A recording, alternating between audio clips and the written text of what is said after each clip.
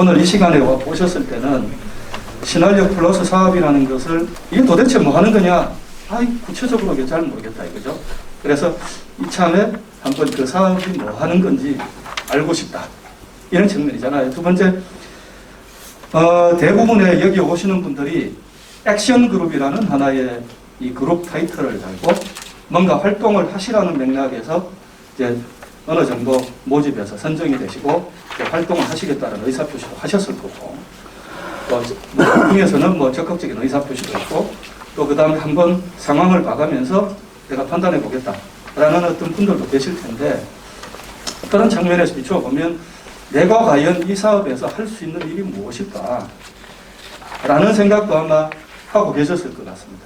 그래서 그런 부분에 대한 어떤 역할, 자리매김, 이런 부분들이 아마 중요한 관심사가 아니냐. 세 번째는 남해 군이잖아요. 그럼 남해 군만이 가지고 있는 독특한 지역의 특성, 이런 부분들이 있는데, 이런 부분들을 어떻게 반영을 해서 신활력 플러스 사업이라는 이 독특한 사업의 성격에 걸맞는 이 사업으로 만들어 갈 아이디어를 찾아내느냐, 그 다음에 그 찾았던 아이디어를 어떻게 사업으로 연결시킬 거냐, 그 속에서 나는 어떠한 역할을 해야 되느냐, 아마 이런 고민들을 주로 하실 수 있을 것 같습니다. 그래서 그런 부분들에 대해서 모든 부분을 제가 답을 드릴 수는 없는 건데, 힌트를 드리는 어떤 방향으로 오늘 하도록 하겠습니다. 첫 시간이니까요. 첫 술에 뭐 배가 고프는 거니까요. 여기 보시면은 지난주에 제가 있는 그 연구소의 행정실장인데 한 8일 전 주말에 다랭이 마을을 갔다 왔다 그러더라고요. 그러면서 경치가 너무 이뻐가지고 사진을 한 장 보낸다고 이러면서 이제 월요일 아침 인사로 이 사진을 딱 보내봤어요.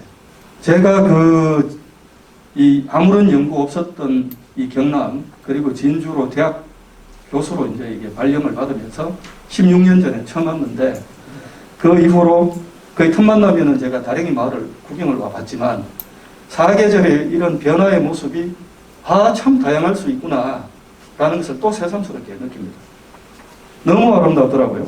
그런데 여기 보시면 유채꽃밭이 이렇게 만들어져 있잖아요. 그런데 이제 제가 저희 직원들한테 물어봤어요. 이 다랭이 논이라는 건데, 이 다랭이 논이 어떤 의미에서 다랭이 논인 줄 아느냐. 그냥 계단으로 만들어져 있는 거 아닙니까?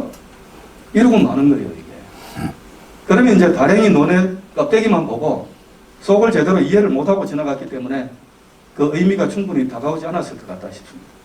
이 다랭이 논이라는 것이 제가 설명드릴 수 없을 정도로 남해 군민들의 이 척박한 환경을 극복하면서 정착하시고 생활하셨던 이 역사와 문화가 그대로 이제 이게 농축되어 있는 거잖아요, 이게. 저는 처음 가보고 정말 놀랐던 게, 청수로 따지면 뭐 100층 이상이라고 하는데, 이렇게 척박한 이 소위 말해서 해안가의 기술을, 이걸 자갈밭이었을 텐데, 이거를 깎아가지고 말이죠. 이 소위 말해서 수정농업을 할 수 있도록 이 소위 말해서 이게 뭔가 물길도 내고, 그 다음에 이제 논으로 만든다는 게 이게 보통 일이었을까.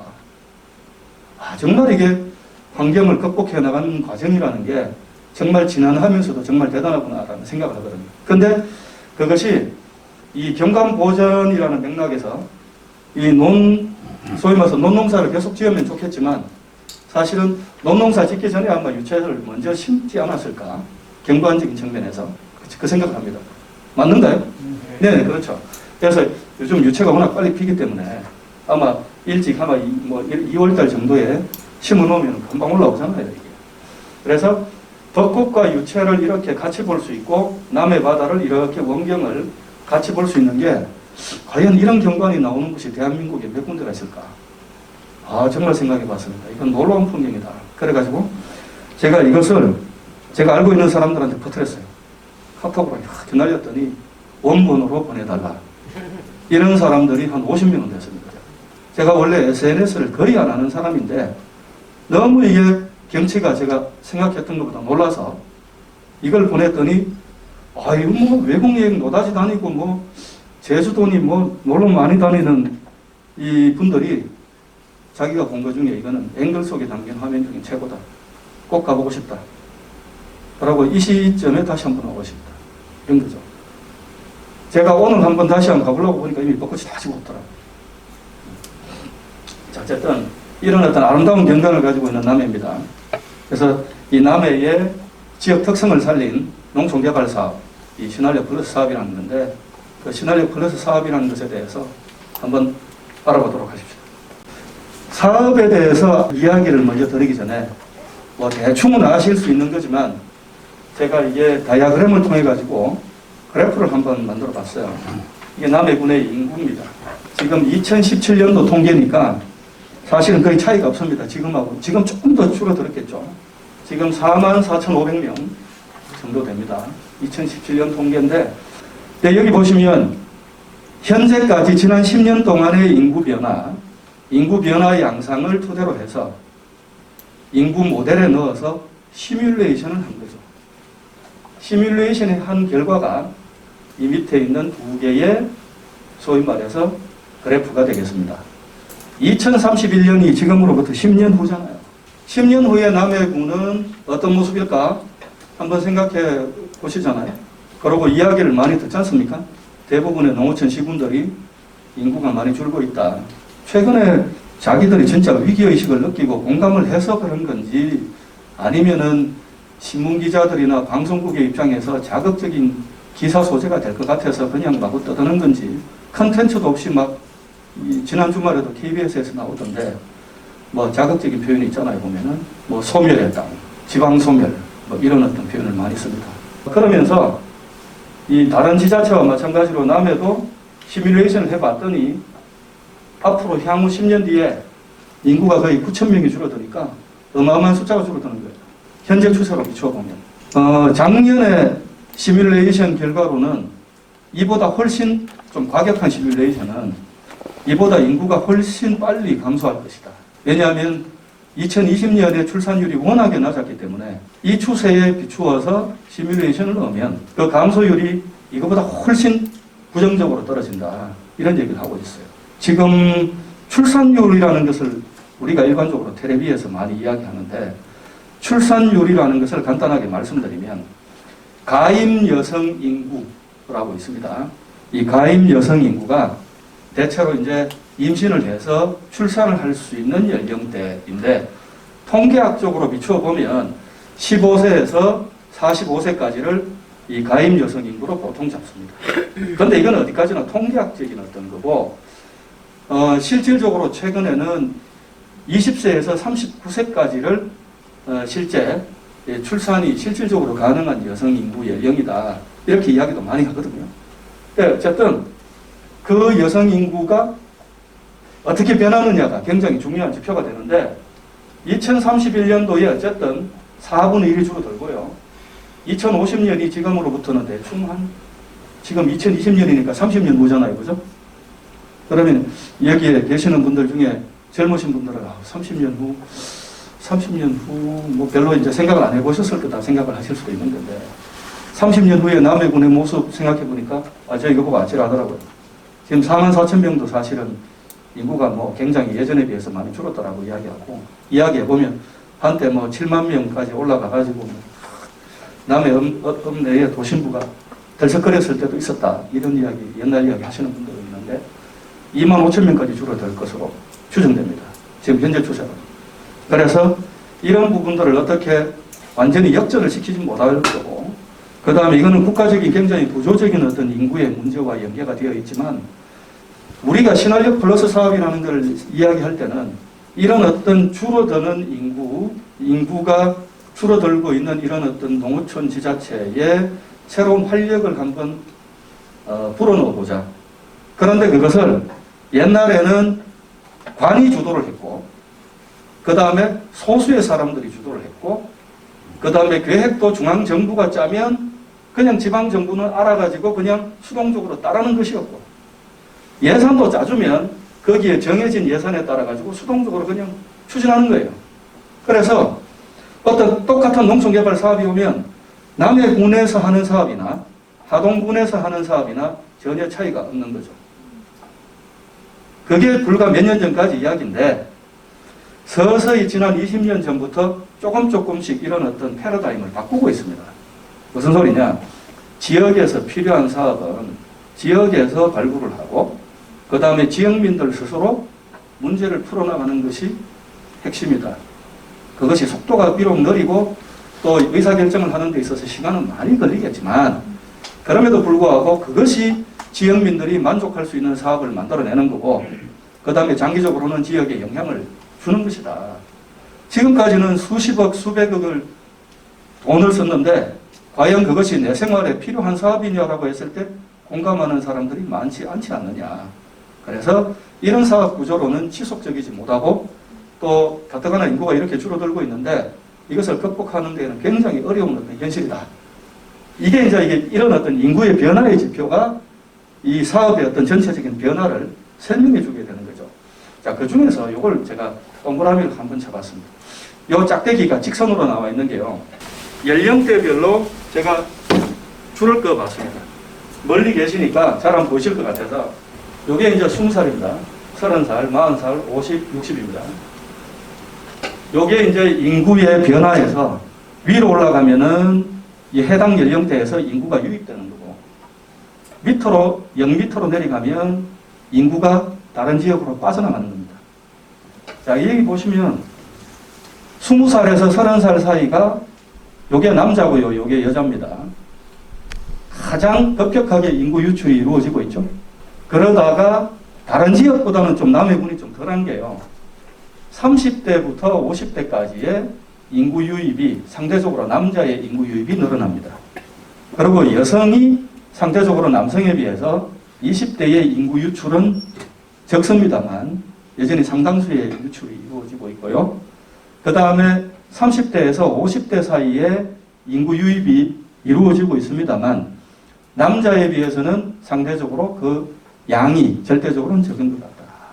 그래서 여기 보면 종합적으로 50대 이하의 연령대에서는 남자가 여자 인구보다 지금 초과하는 그런 특징을 보이고 있는 것이 남해군의 인구의 특징인데 문제는 학령 인구, 즉 초등학교부터 시작해가지고 특히나 대학에 진학하는 나이가 되었을 때 상당한 거의 대부분의 숫자가 유출이 되어버린다는 거고 그 유출된 인구가 남해군으로 다시 돌아오는 게 아니라 여기에서 돌아오는 30대에서 50대는 결국 10대에서 20대 사이에 공부를 위해서 유학을 간 친구들이 돌아오는 그런 패턴이 아니고 외부에서 귀농, 귀촌의 형태로 돌아오는 그런 케이스가 훨씬 많다는 거죠. 그래서 이게 제일 큰 문제는 젊은 청년층들이 지역에 남아 있지 않고 계속 빠져나가게 되는 어떤 그런 문제점들. 이 문제를 어떻게 극복할 것이냐. 이 부분이 남해군에서 굉장히 중요한 문제라는 게 첫 번째하고 두 번째는 그럼에도 불구하고 경남이나 다른 지역에 있는 지자체들보다는 조금 차이는 30대에서 50대 사이에 남성을 중심으로 한 인구 유입이 다른 지역보다는 조금 더 아주 현격하게 크진 않지만 인구 유입이 조금 더 되고 있다는 측면이 주목할 만한 사실이라는 거죠. 무슨 소리냐? 남해군이 가지고 있는 이런 어떤 청정한 자연환경 이런 부분들이 사실은 한편으로는 뭐 도시의 삶에 찌들리는 어떤 청년들의 입장에서 보면은 낭만적이고 매력적인 요소로 작용을 하죠. 그래서 한번 내려가서 살아볼까? 이러면서 이제 요즘은 한 달 살기 이런 형태로 전국을 투어하는 친구들이 꽤 있습니다. 그래서 뭐 제일 만만한 게 제주도잖아요. 제주도 가서 한 달 살아보기, 6개월 살아보기. 제가 건너서 알고 있는 어떤 친구는 10년 전에 제주도 한 달 살기를 한다면서 한 달 살아보고 마음에 들면 제주도 살겠다면서 한 달 살기를 갔는데 한 달 살아보니까 모르겠다면서 6개월을 회사를 때리치우고 살더라고요.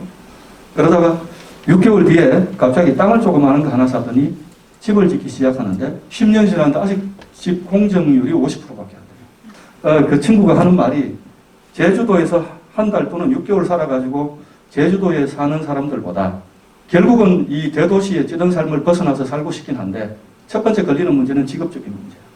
일자리가 해결돼야 된다. 그 다음에 주거 문제가 해결돼야 된다. 이거는 이제 싱글일 때 이야기고 세 번째는 가족들이 교육 문제가 해결되거나 이게 가족들의 동의가 있어야 된다라는 어떤 현실적인 어떤 제약이 있는데 제주도는 최근 10년 동안 너무 집값이 오르고 땅값이 상승하고 그 다음에 일자리가 지금 제한적인 상황으로 가버렸어요. 그러다 보니까 자연환경적으로는 오고 싶은 사람들이 많고 워낙에 하루에 수십 대의 비행기가 접근하기 때문에 교통 접근성도 굉장히 높아져서 수도권의 애들이 제주도를 쉽게 떠올리는데 실천하기가 굉장히 어려운 대안이라는 거죠. 그러면서 이제 대안으로 부각이 되는 것이 남해입니다. 그래서 전남이나 경남의 지자체들이 이런 어떤 유수한 자연환경적인 매력 요소를 활용해서 귀농귀촌자들 유치를 하려고 노력을 많이 하잖아요. 제가 봤을 때는 남해는 지금 자연적인 어떤 동기로 귀농귀촌을 선택하는 분들이 꽤 많을 거라 생각해요. 그런데 통계적으로 제가 조사는 안 해봤는데 많은데 과연 그러면은 귀농귀촌을 해가지고 온 분들 중에 5년 또는 10년의 주기로 놓고 보았을 때 지속적으로 정착을 하신 분들이 과연 총원 중에 몇 %가 될까? 한번 조사를 해보고 싶다는 생각을 저는 개인적으로 해봤어요. 만약에 10년이 지났는데도 정착률이 여전히 50% 이상이면 상당히 성공적이지 않겠냐. 왜냐하면 귀농귀촌 해가지고 계속 살아나가는 게 만만한 일이 아닌데 낭만적으로 접근했다가 실패하는 사람들이 굉장히 많거든요. 게다가 지역 정서라는 것도 뭐 이렇잖아요.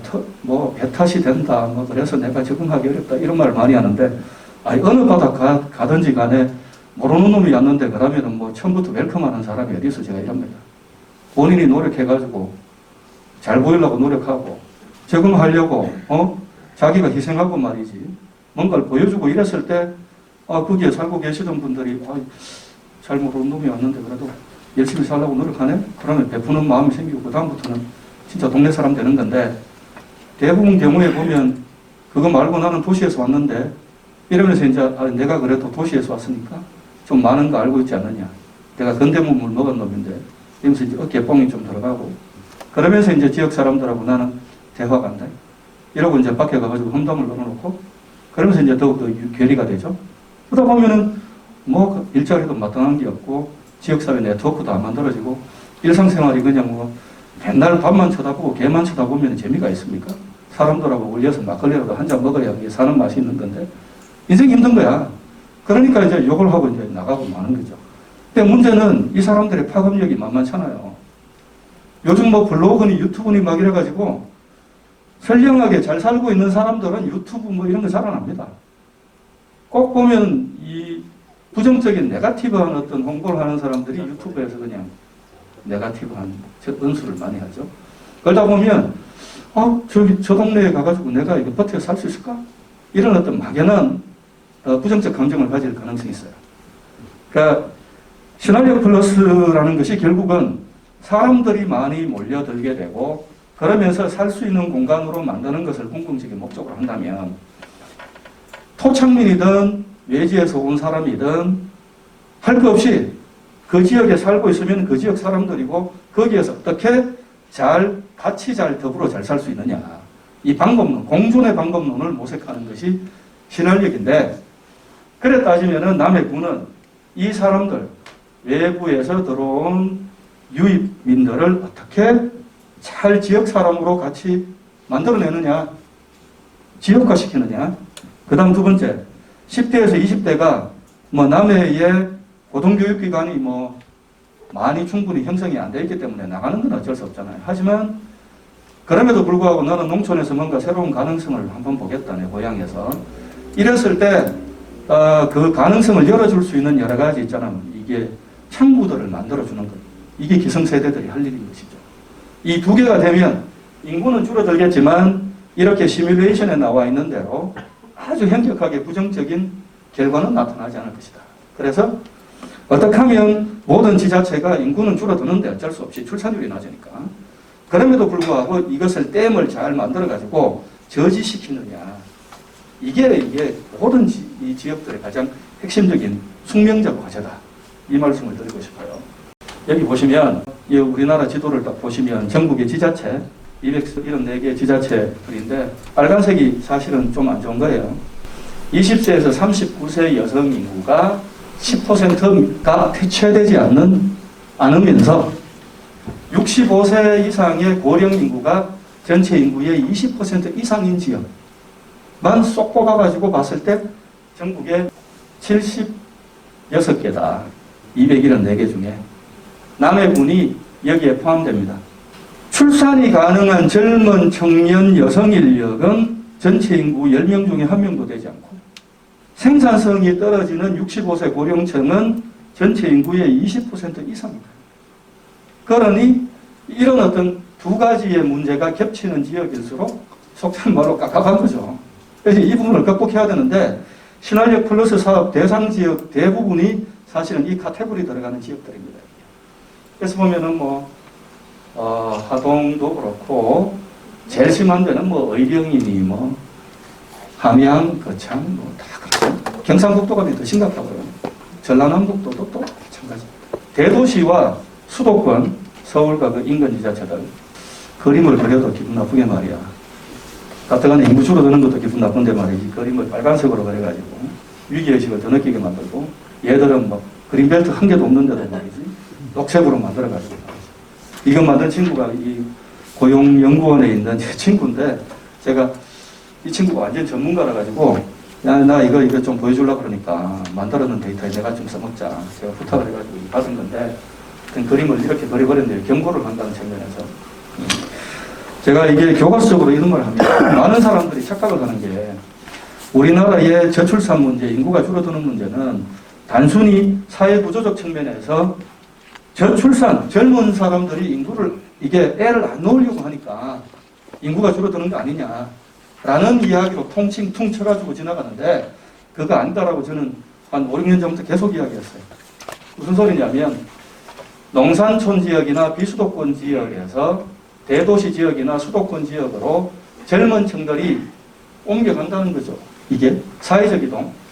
그 다음 두 번째는 농산촌 지역이나 비수도권 지역에서는 인구 유출에다가 저출산 문제가 겹치니까 인구 감소가 되는 거고, 대도시 지역이나 수도권 지역에서는 젊은 층들의 인구는 유입되는데, 그러면 인구가 늘어나야죠. 그런데 젊은 층들이 일자리가 힘들고 먹고 사는 게 팍팍하고 막 이러니까 애를 안 낳는 거죠. 이거는 초저출산 문제가 나옵니다. 그래서 이 두 가지 요인이 한국 사회의 인구 감소를 유발하는 근본적인 원인입니다. 제가 잘못 그렸네요. 94년부터 2004년도까지니까 10년간 남해군의 20세에서 39세 여성 인구의 감소율을 통계적으로 이제 데이터를 뽑아서 봤더니, 남해군이 어느 정도에 해당하느냐, 30% 이상이에요. 10년 동안 인구 감소가 30% 이상이 이루어졌어요. 이게 94년부터 2004년까지니까 2004년부터 2014년도까지를 조사를 하게 되면 어마어마한 숫자로 줄어들었을 겁니다. 지금 상황은. 그래서 지금 경종이 울리고 있다라는 거고.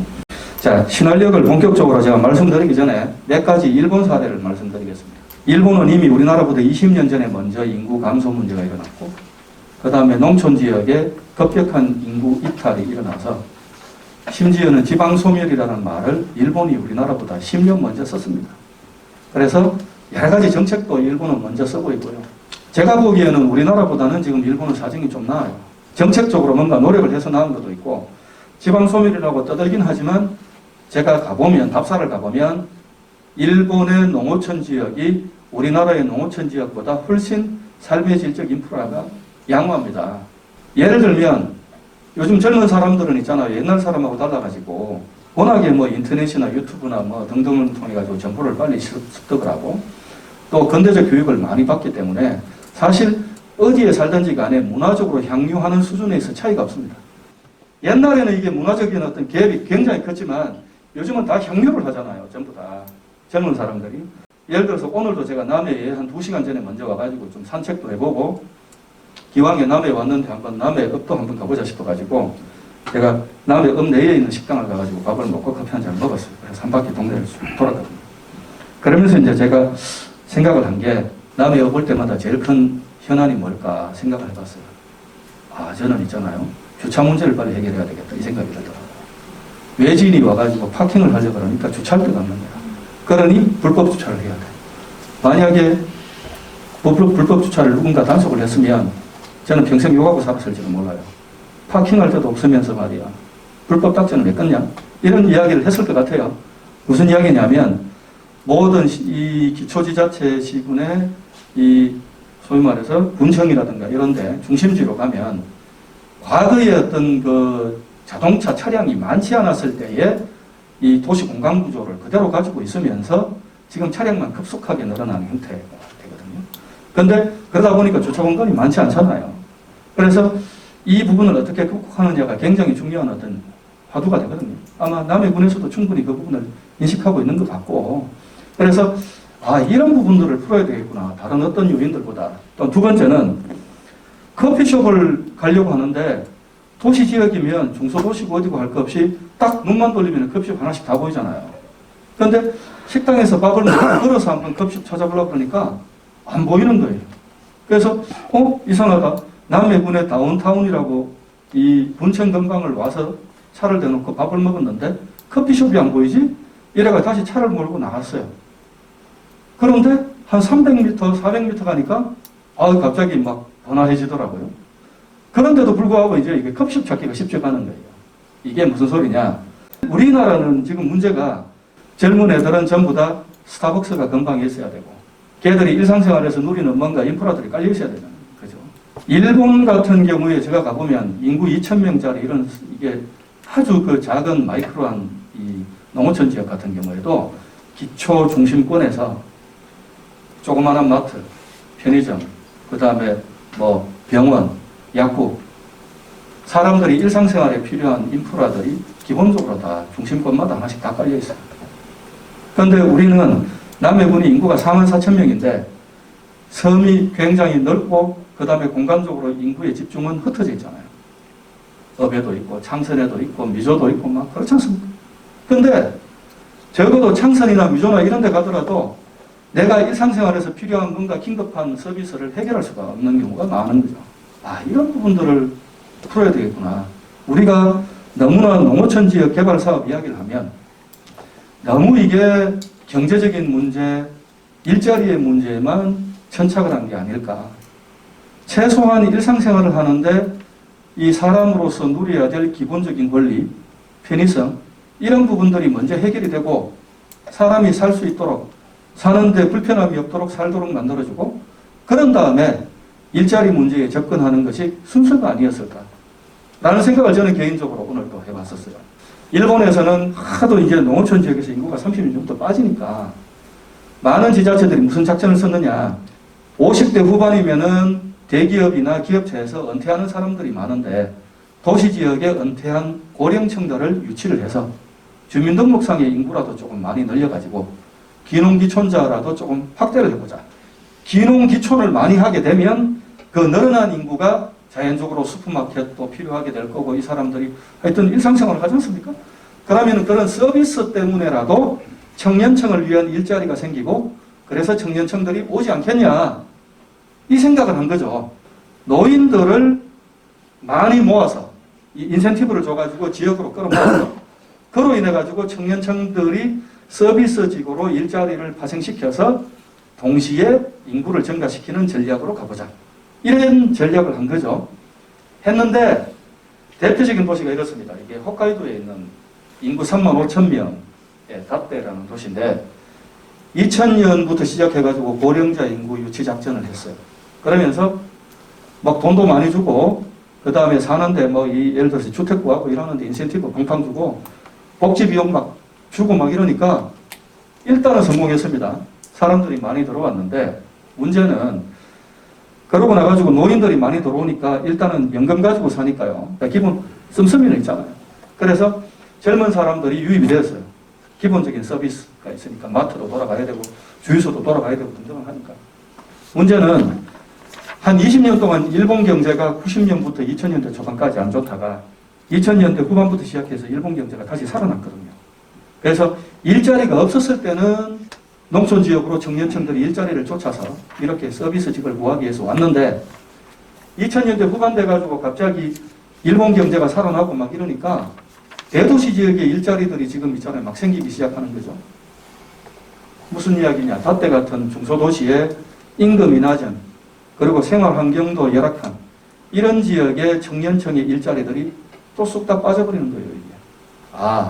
청년층을 유입을 해서 이 사람들을 지속적으로 정착을 시키려면 단순히 일자리만 만들어서 될 게 아니라 이 사람들이 평생 먹고 살 수 있을 거라는 믿음을 주는 양질의 일자리를 줘야 되겠구나.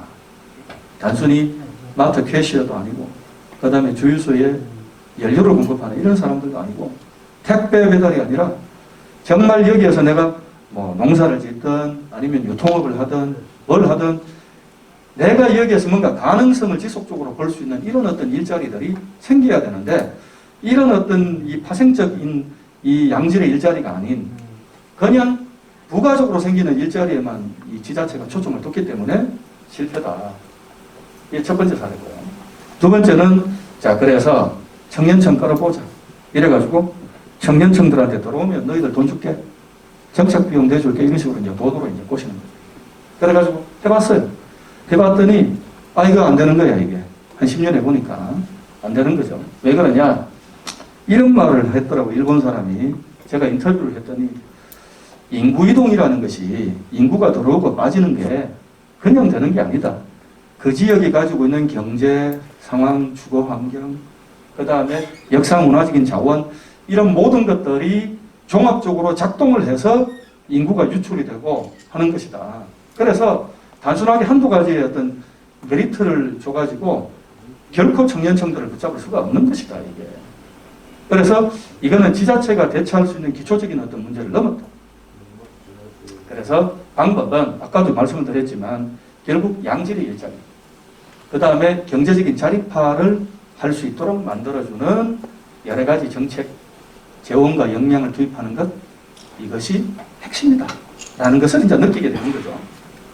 자, 그러면서 대표적인 지역들이 나옵니다.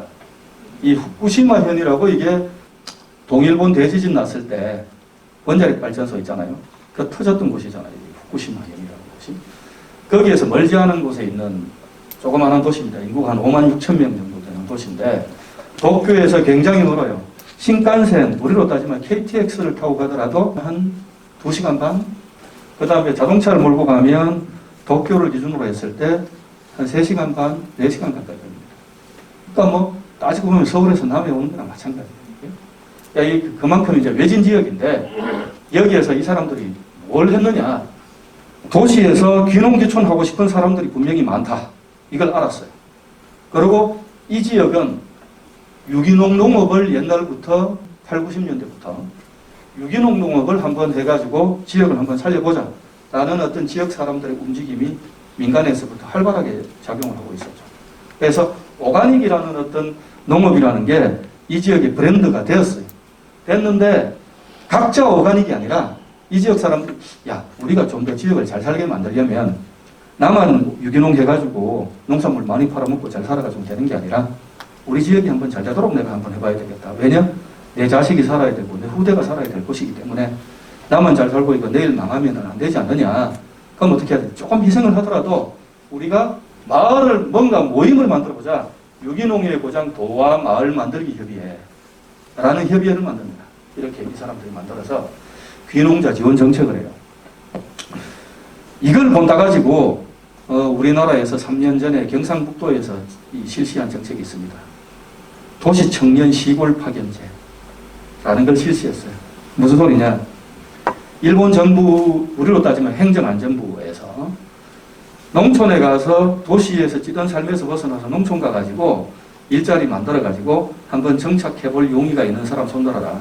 그러면 내가 2년 동안 돈 대줄게. 우리나라로 따지면 연간 3천만 원.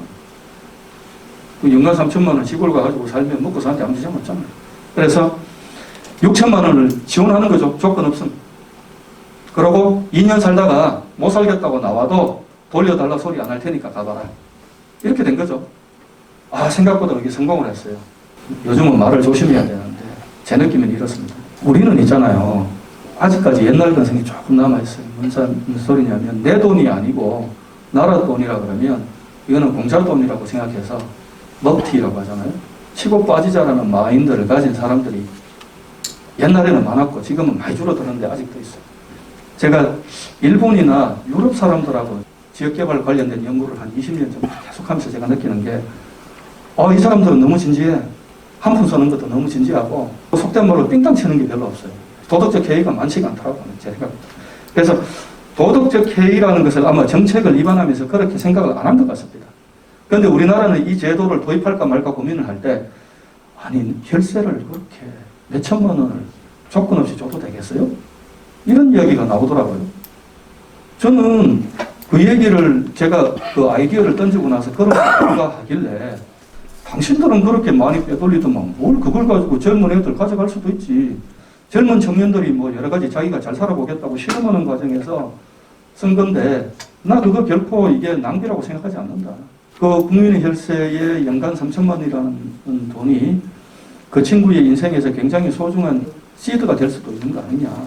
제가 이랬거든요. 일본은 실제 그래 접근했고 경상북도가 그렇게 해서 시범도 한번 했어요.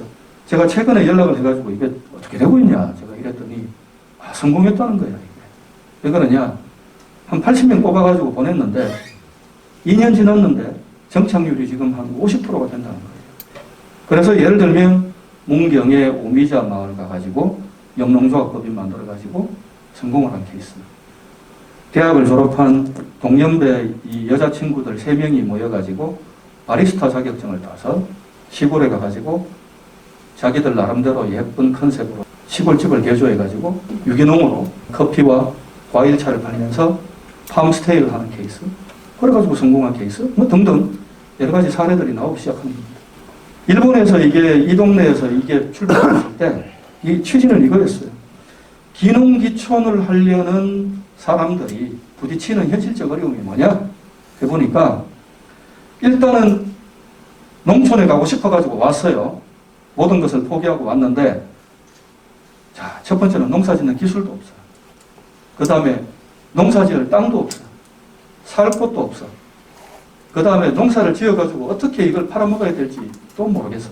아무런 노하우가 없는 거죠. 그래서 이 사람들을 체계적으로 도와야 되겠다. 그래서 멘토링을 하는데 이 만들기 협의회의 구성원들이 보면 시골에 집에 가면 자식들 다 출가시키고 이래가지고 방 한 뭐 3개, 4개 이런 경우가 꽤 많지 않습니까? 그러면 방이 남으니까 우리 집에 와가지고 그냥 팜스테이 해라. 그러니까 그냥 스테이가 아니라 당신들은 여기에 머물면서 내가 농사 짓는데 일거수일투족을 따라다니면서 속된 말로 너는 일꾼을 하면서 내가 가르쳐줄게. 이거죠. 그래서 자기가 뭐 농사 짓는 것을 계속 따라다니면서 이 사람은 배우는 거예요. 1년 내도록 그냥. 그러면서 농사 짓는 노하우를 취득합니다. 1년 동안 살면서 사회적 관계를 형성합니다. 주변 사람들, 뭐 마을 사람들하고 모임도 가고 막 이러면서 안면을 넓히고 그 다음에 이제 뭔가 노하우를 습득하죠. 사람들 간의 관계에서 노하우. 그 다음에 인간적인 신뢰도 획득하는 거죠. 그 다음에 농촌 지역에 휴경지가 많이 생기잖아요, 최근에. 이런 사람들에게, 뭐 땅을 놀리니 이런 사람들 왔는데 내가 이 사람들한테 팔거나 내가 이 사람들한테 대여를 해주겠다는 거죠. 그래가지고 이 사람들이 1년 동안 경험을 하면서 농사지을 땅 구하고 농사지을 뭐 살 집도 구하고 그 다음에 농사짓는 노하우도 취득을 하고 이게 서로 상생이잖아요. 왜냐하면 농촌 지역에 지금 일꾼 없어가지고 난리인데 이 사람들 와가지고 정부에서 돈 3천만 원 받아와가지고 자기는 그냥 일 배우면서 이 일꾼으로서 일을 해주는 거 아닙니까? 그러니까 서로 간의 상생이잖아요. 그래서 나중에 2주 2년차가 되면 이제 실질적으로 생산은 하게 되는데 어떻게 팔아먹을 것이냐라는 측면에서 노하우가 부족한데 판로 같은 것도 소개해주고 중개를 해주는 역할을 하는 거죠. 나중에는 어떤 일까지 생기냐면 도시지역에서 뭐 살다가 기농기촌한 사람들 보면 이게 백그라운드가 굉장히 다양한 사람들이 많습니다. 그래서 농사 짓는 능력은 떨어지지만 예를 들어서 제조업체에서 기계 절삭 가공을 평생을 하다가 오는 사람도 있고 IT 업체에서 컴퓨터를 마시다가 온 사람도 있잖아요. 그런데 이제 남해에서 나는 농사 짓는 데는 우리 동네에서는 넘버원이야. 유자 농사는 예를 들어서 넘버원이야. 뭐 이따 칩시다. 근데 이분은 컴퓨터만 치는 거는 젬병이야. 자, 그러면 여기에서 IT 업체에 있다가 온 친구들은 농사 짓는 노하우를 배우는 거고 IT업에 종사하다가 기농기촌을 해서 왔으니 자기의 전문성이라는 것이 여기 오면 나 인터넷으로 또는 유튜브로 내가 생산한 농산물을 잘 판매를 하고 싶은데 라고 했을 때 전문가가 있게 되는 거죠. 이게. 이런 어떤 서로 간의 장점들을 활용할 수 있는 기회들이 많이 생기더라는 거죠. 이게 굉장히 기농기촌자들을 잘 엮었을 때 얻을 수 있는 유무형의 어드밴티지라는 거죠. 이게. 그러니까 이런 부분들이 아마 시널렉 플러스를 설계하는 데 있어서도 참고할 수 있는 거 아니냐 라는 생각을 특히나 남해 군에게 제가 추천드립니다. 그 다음에 여기 시코쿠섬. 큰 섬 4개 중에는 제일 작은 섬이에요. 가까운 도시는 오사카. 오사카에서 이게 연륙교로 내가 남해대교와 마찬가지로 다리로 연결되어 있기 때문에 섬은 섬이지만 사실 육지와 연결되어 있습니다. 어쨌든 외진 곳이죠. 어촌 지역인데 인구가 100명 정도밖에 되지 않는 조그마한 마을입니다. 근데 여기에 초등학교가 있었는데 이 초등학교가 인구가 줄어들고 이러니까 폐교 지경이 된 거죠. 그래서 왜 학교라는 것이 인구를 유지하는데 완전 마지노선의 댐이잖아요. 특히나 초등학교라는 게 없어지게 되면 그 지역에 젊은 인구가 남을 수 있는 근거가 없는 거잖아요. 그러다 보니까 결국 그 지역은 소멸될 수밖에 없는 길을 가게 되는데, 자, 그래서 어지간하면 초등학교는 없애면 안 되는 겁니다. 제가 보기에. 학생이 한두 명 있더라도 사실은 비용적으로 비효율이더라도 저는 가급적이면 남겨야 된다라는 게 제 생각인데, 남해군 같은 경우에도 지금 중학교도 지금 통폐합 시켜가지고 뭐 기숙형 학교로 만들고 막 이랬잖아요. 제가 그래서 몇 년 전에 제가 그 남해군 도시계획위원을 한 2년 했는데, 그때 올라온 안건에다가 경상남도의 지역 발전 프로젝트를 하면서 그때 심의를 하는데 뭐가 올라왔느냐? 중학교 2개를 통합시켜가지고 이제 그쪽으로 옮기면서 기숙형 학교로 만드는 거였어요. 그런데 저는 사실 걱정이 좀 됐거든요. 왜 그러냐면, 아니, 중학생 같으면 부모의 어떤 손길이 많이 닿아야 되고, 가족들 간에 이게 여러 가지 일상생활을 거치면서 이게 패밀리의 어떤 뭔가 이 정분을 계속 쌓아야 되는 건데, 아니, 학교가 통폐합돼가지고 그것 때문에 애가 말이 집을 못 온다라는 거는 같은 남의 군에 사는데도 불구하고 너무 이거는 가혹한 거 아니냐. 그 생각을 했는데 교육청에서 통폐합시켜버렸어요. 학교를 하나 새로 만들어가지고 삐까뻔쩍하게 만들긴 했지만 사실은 어느 정도 그게 만족도가 아닌지 제가 개인적으로 잘 모르겠습니다. 그러면서 이제 대책이 뭐냐 이랬더니, 아, 이게 학교를 통폐합시켜가지고 아낀 돈으로 방과후 학습도 많이 시키고, 그 다음에 애들 기숙사도 만들고, 뭐 할 수 있도록 만들겠다 이러니까, 가뜩이나 뭐 사교육을 잘 받을 수가 없는 상황인데, 이것도 좋은 거 아니냐, 이렇게 다 동의를 하셨다고 제가 들었어요. 어쨌든, 여기는 인구 100명밖에 되지 않는 어촌 마을인데, 동네 사람들이 교육청을 찾아갔어요. 학교 없애지 마라. 없애지 마라가 아니고, 그냥 없애지 마는데, 우리가 유치를 해오겠다. 이래 된 거죠. 그래서 어떻게 유치를 했느냐. 이게 뭐 여기 남해 계시니까 더 잘 아시겠지만 농촌 지역과 어촌 지역의 어떤 속성이 좀 다릅니다. 이게 대체로 보면 어촌 지역이 전 세계 어디 가더라도 상당히 폐쇄적이에요. 왜 그러냐? 업권이라는 게 있어요. 업권. 그래가지고 여기도 보면 왜 그 해녀들 조업 수요권, 그 다음에 여기에 있는 소위 말해서 어촌 마을에 있는 이 고깃배 타시는 분들의 또 수요권 막 있잖아요. 근데 이게 굉장히 배타적이라서 외부에서 들어가지고 뭐 배를 사들고 와도 이거 안 되는 거야, 이게. 해녀를 하고 싶어도 이거 허락이 안 되면 안 되는 거죠. 안 되는 건데, 여기 와라. 부모와 자녀가 같이 내려오면 우리가 어촌 유학 프로그램을 시켜주겠다. 체험을 해봐라. 그리고 마음에 들면 이 지역 내려와라. 내려오고 애를 여기에 보내라. 그리고 살 곳도 우리가 어떻게 빈집 많으니까 고쳐가지고 만들어줄게. 그 다음 두 번째, 여기에서 일자리를 구하고 싶다. 남자는 백고기 타고 싶으면 취직해줄게. 그 다음에 여자들은 해녀를 하고 싶거나 뭘 하고 싶으면 수요권 열어줄게. 조합원으로 같이 들어오도록 만들어줄게. 완전히 오픈시켜버리는 거죠. 마을이 소멸되는 것보다는 젊은 사람 들어와가지고 오픈시켜서 뭔가 새로운 어떤 이 기운을 갖다가 불어넣어주는 게 훨씬 낫다라는 생각을 한 거죠. 했는데 성공을 했습니다. 그래서 학생 수가 지금 10명이 넘습니다. 이 정도만 해도 성공인 거죠.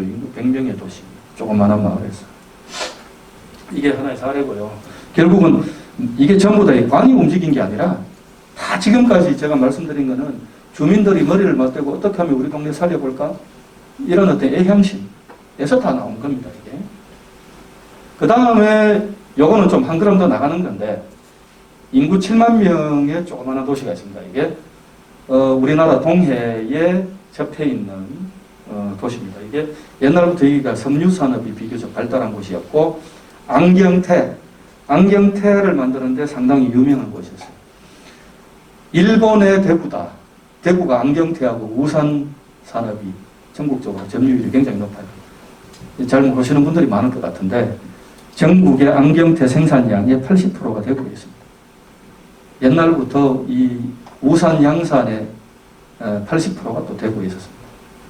그게 역사적인 연원이 뭐냐면, 일제시대 때에 이 안경테와 우산을 만드는 일본 사람들이 대구의 사람들에게 기술을 전파하고, 그러면서 거기에서 이제 정착하면서 산업 기반이 만들어졌다라고 제가 얼핏 공부를 하면서 옛날에 들었던 기억이 나는데, 하여튼 여기가 안경 제조업하고 낮은 칠기 산업이죠. 옷으로 만든. 이게 발달했었는데 90년대 이후에 중국이 막 저렴한 노동력을 가지고 급속하게 부상을 해버리니까 일본 사람들도 사실은 칠기, 예를 들면 뭐죠? 제사 지낼 때 아니면 일상적으로 우리는 제사 지낼 때 많이 쓰지만 목기 같은 거 있잖아요. 이 사람들은 밥 먹을 때 일상생활에서 목기 많이 쓰거든요. 나무젓가락, 나무숟가락 많이 쓰는데 중국에서 싼 물건 들어오니까 이게 기반이 다 없어져 버렸어요. 그래서 이제 거의 도시가 망할 지경이 됐는데 이걸 살리려고 뭘 했느냐. 이 사람들이 칠기를 하는 사람들이 모여서 온마을 활성화 추진위원회라는 걸 만듭니다. 즉 칠기를 만드는데 유약을 옷으로 바른단 말이죠. 그래서 이 사람들이 온마을 활성화 추진위원회를 만들고 목공예를 하니까 이거 젊은 사람들을 어떻게 좀 불러들여가지고 말이야. 디자인도 좀 이게 근대적인 디자인 우리도 좀 배우고 서로 간에 좀 주고받는 거 좀 해보자. 이래가지고 일본 전역에서 대학생들을 불러 모읍니다. 매년 100명 이상을 불러 모읍니다. 그러면서 이 회원들의 집에 홈스테이 하도록 만들죠.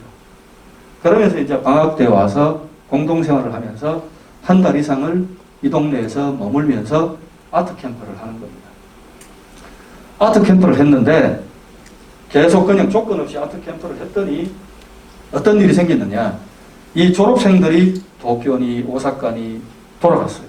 돌아갔는데 대학을 졸업하고 취직을 해가지고 대도시 한 몇 년 살아보니까 이게 완전히 회사 생활이 너무 힘들고 피곤한 거예요.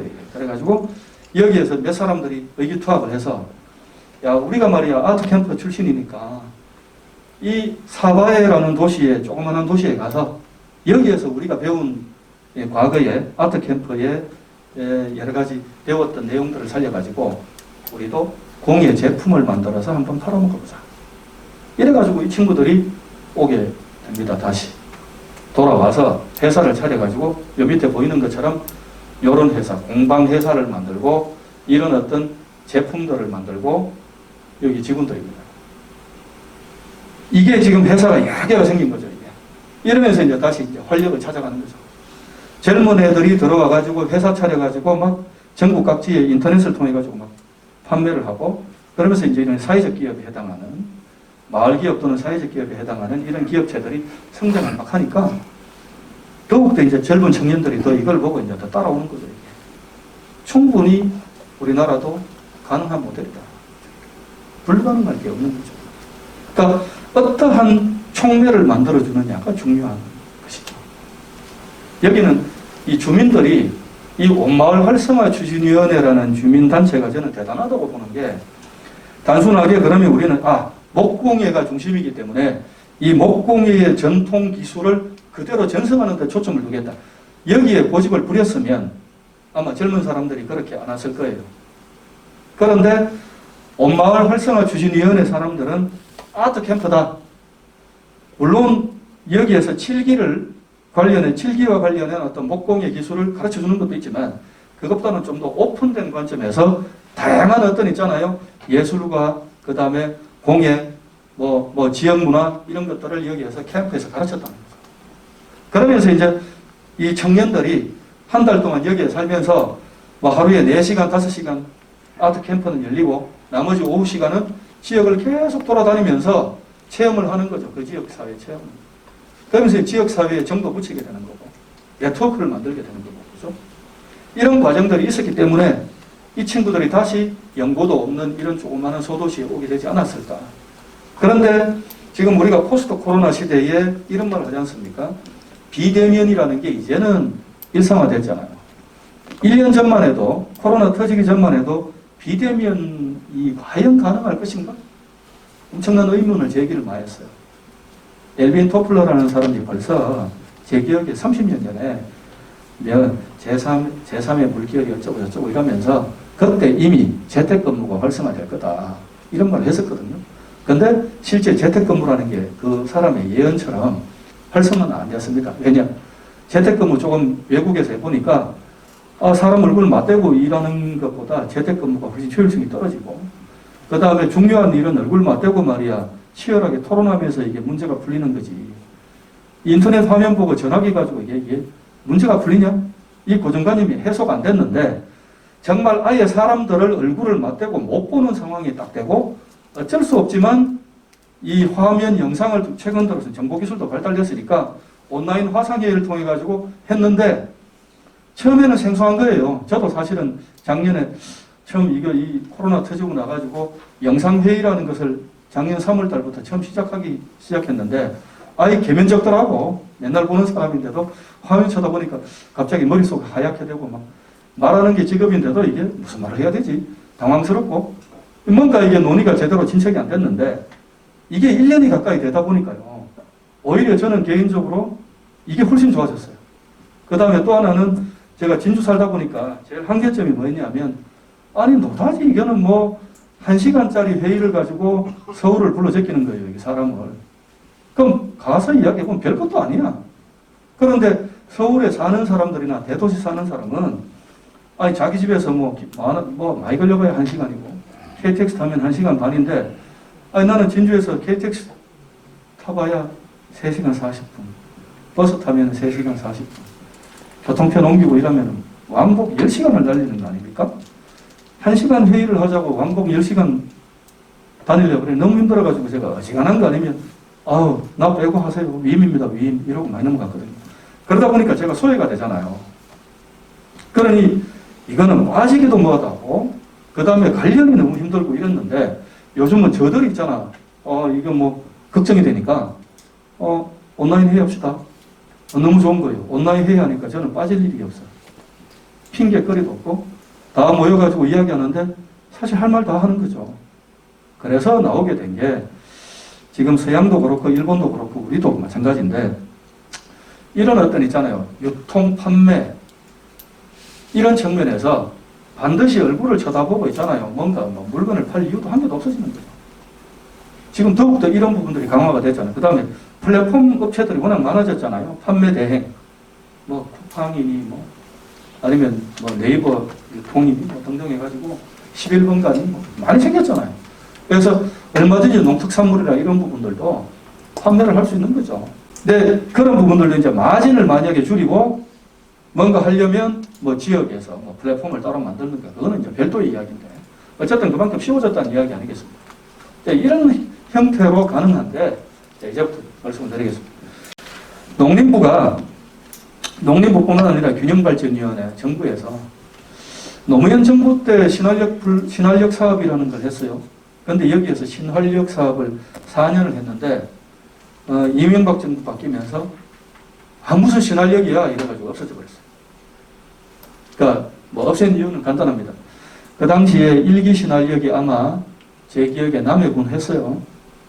했는데 그때 아마 남해 마늘을 가지고 했을 거라고 저는 기억을 하고 남해 마늘 연구소가 제 기억에는 1기 신활력 사업의 결과물이나 과정에서 아마 이 마늘 연구소가 만들어졌을 거라고 저는 생각합니다. 그 당시 기억에.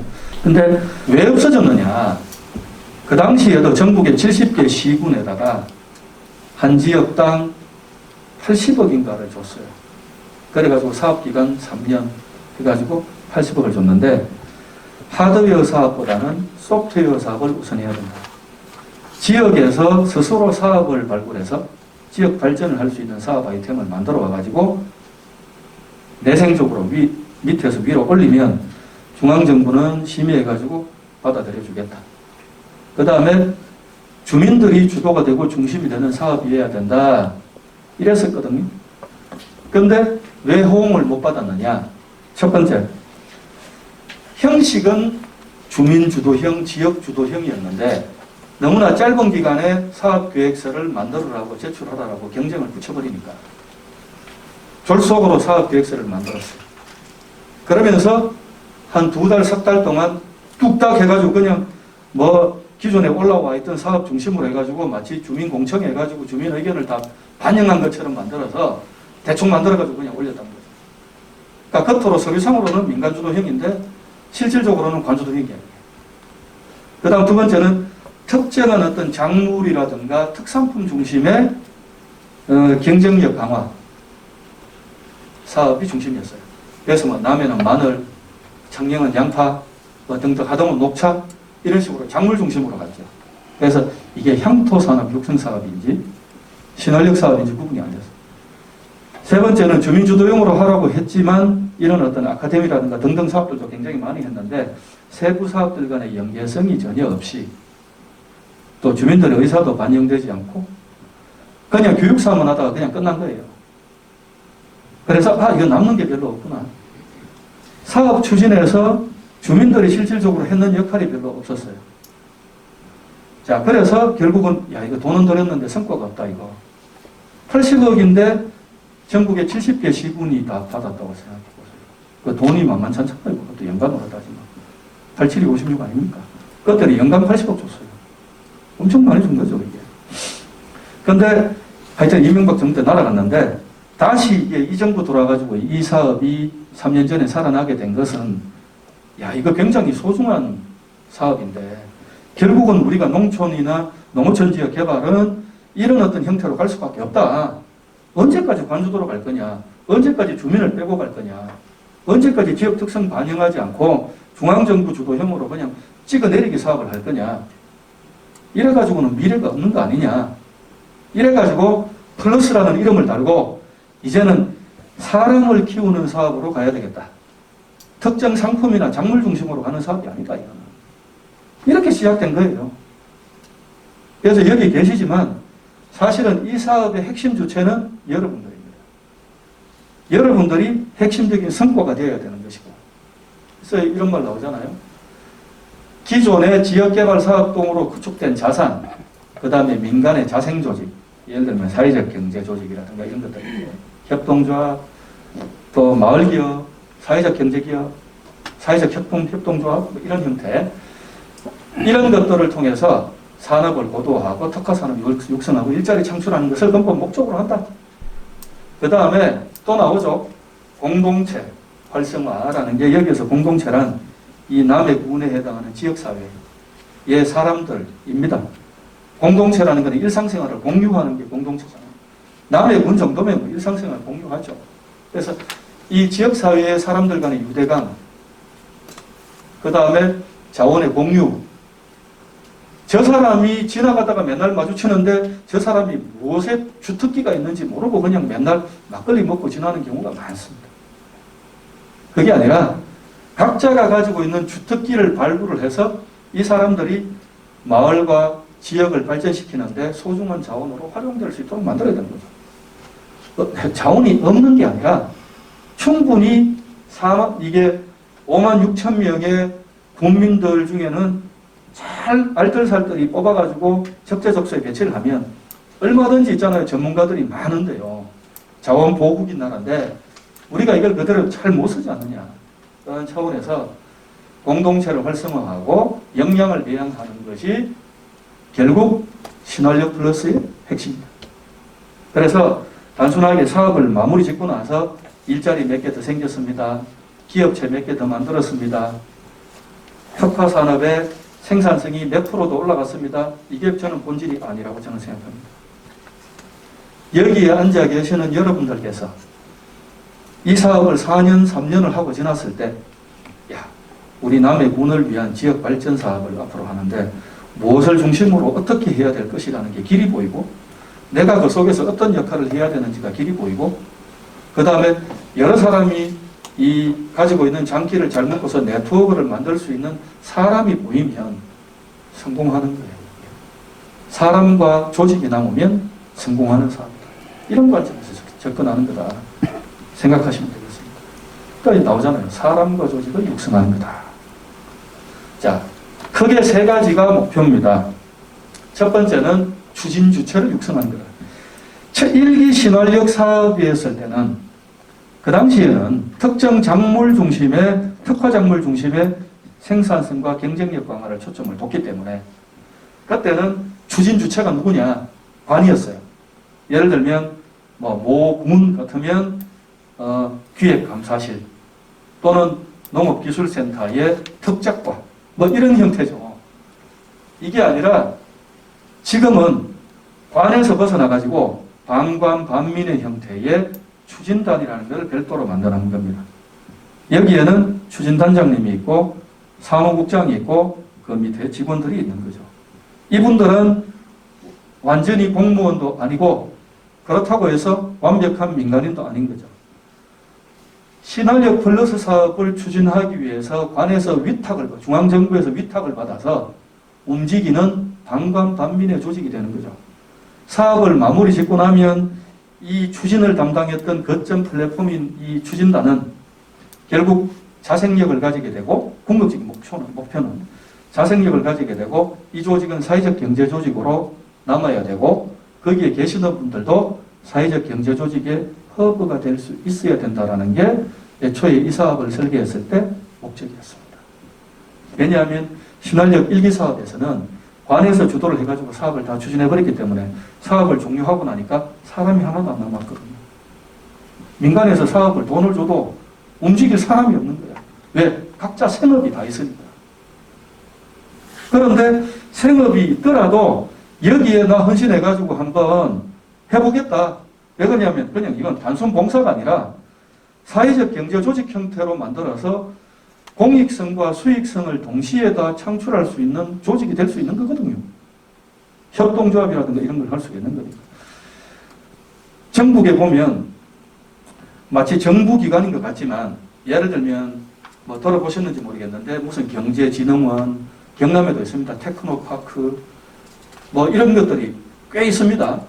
이런 어떤 중간 조직들이 어떤 조직이냐면 정부가 사업을 추진하는데 지역 단위에서 사업을 추진하는데 경상남 도청이라든가 일선시군에서 이 사업을 추진할 여력이 없으니까 이런 어떤 재단법인 또는 사단법인 형태의 주체들에게 사업비를 주면 이 단체들이 사업을 추진하는 형태가 되는 거죠. 추진단도 마찬가지입니다. 이래가지고 사업을 추진하다 보면 사업을 기획을 하고 추진하는 노하우가 늘어나게 되죠. 그러면 남해군만 해도 인구 6만 5천 명의 대단히 많은 지역개발 관련된 프로젝트들이 나옵니다. 도시재생사업, 농촌중심지 활성화사업, 그 다음에 지역 특화산업 육성사업 엄청 많습니다. 사실은 따지고 보면 이런 사업들을 관이 앞으로 다 하는 게 아니라 이 중간 조직들이 활성화가 되면 중간 조직이 받아가지고 이 사업을 기획을 다 하고 집행을 다 하고 추진하는 거죠. 이걸 하라고 만든 게 추진단입니다. 그리고 추진단이 있으면 그 밑에 액션 그룹들이 만들어져요. 각각의 사업 항목별로 농촌관광, 그 다음에 특정 산업, 남해 한우, 등등 여러 개 액션 그룹이 있으면 이 액션 그룹들이 로컬 푸드 사업단 등등등 있으면 이 액션 그룹 단위에서 활동을 하면서 하나의 이 특정 사업 단위의 중간 조직으로 성장을 하게 되죠. 그러면 이 중간 조직이 하나의 독립된, 그게 형태가 협동조합이 되든 사회적 경제 조직이 되든 뭐가 되든 상관없습니다. 어떤 형태가 되든 만들어져서 앞으로 공익성과 그 다음에 수익성을 동시에 창출하면서 일자리도 지역 내에서 만들고 그 다음에 전체의 혁신의 플랫폼 역할을 하도록 만드는 이런 어떤 조직을 자꾸 만드는 이것이 신활력 플러스 사업에서 굉장히 중요한 가치와 목표다. 그 다음 두 번째는 창의적 사업 추진인데 지금 아직까지는 이 지난 20년간의 공백이 있어요. 신한력 1기 사업 마치고 나서 이런 어떤 형태의 이 밑에서부터 이게 자체적으로 고민해가지고 올라온 사업이 거의 없었기 때문에 이게 노하우가 지금 다 소멸되어 버렸거든요. 그래서 지금도 사실은 사업 발굴하는데 고민을 많이 하고 계시는 걸로 제가 알고 있는데, 다른 지역에서 하지 않고 우리 지역만이 독특하게 할 수 있고 잘할 수 있는 사업을 발굴해야 돼요. 그런데 그걸 관이 발굴하는 게 아니라 여기에 계시는 액션그룹의 주체인 여러분들이 남의 군만을 위한 사업들을 발굴하는 거죠. 제가 아까 보여드렸던 이런 어떤 일본의 사업들이라든가 국내에 수많은 농촌지역 활성화 사례들이 있잖아요. 벤치마킹도 많이 하시고 스타디도 많이 하시고 하다 보면 아이디어 나오거든요. 지금 당장 이 사업들을 픽스를 하라는 게 아니라 몇 개의 큰 덩치로 카테고리에서 사업을 대충 확정을 해놓고 몇 달 동안 또 브레인스토밍하고 고민하셔가지고 세부 사업들을 갖다가 세팅을 하셔서 내년, 내후년 이렇게 사업 추진하시면 되는 겁니다. 지금 당장 모든 것을 완결적으로 다 세팅하라는 게 아니죠. 그 다음 세 번째는 통합적 농촌 발전 사업이다. 이 사업은 무슨 소리냐면 신한력 플러스는 신한력 플러스로만 그치는 사업이 아니고 다른 사업과 연계성을 통해서 가야 된다. 제가 아까 말씀드렸던 사업 중에 예를 들면 이런 게 있습니다. 생활 SOC 복합화 사업이라는 게 있거든요. 그게 무슨 소리냐면 생활 SOC라는 게 뭐 예를 들면 청년센터, 그 다음에 노인복지시설, 그 다음에 뭐 수영장, 그 다음에 뭐가 있죠? 뭐 등등등 뭐 여러 가지가 있습니다. 주민복지시설 뭐 등등등이 많은데 이런 것들을 한 공간적으로 이 거점이 되는 장소에 모아서 아주 효율적으로 이용할 수 있도록 다시 설계해서 만드는 게 생활 SOC 복합화 사업이에요.